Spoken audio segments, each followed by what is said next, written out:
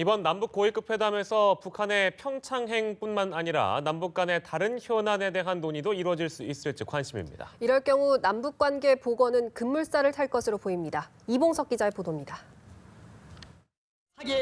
북한이 우리의 고위급 회담 제의를 수정 제한 없이 그대로 받아들인 것은 상당히 이례적인 일입니다.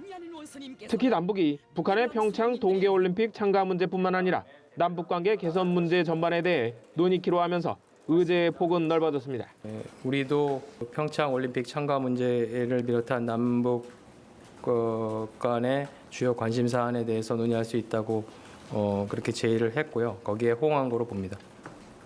남북은 우선 북한의 평창행 관련 논의에 집중할 것으로 보입니다.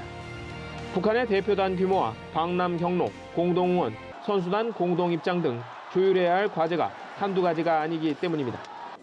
그런 다음엔 오랫동안 단절된 남북관계 복원과 관련한 폭넓은 논의도 오갈 것으로 예상됩니다. 우리 정부는 작년 7월 제안했지만 아직 북측의 답변을 듣지 못한 군사당국회담과 적십자회담 개최 문제를 꺼내들 것으로 관측됩니다.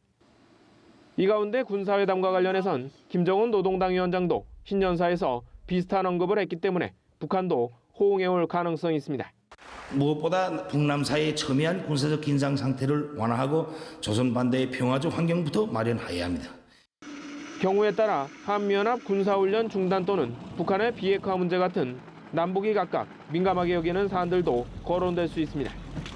청와대 관계자는 우선순위는 북한의 평창 참가라면서 다른 의제도 열려 있긴 하지만 부수적인 문제라고 설명했습니다.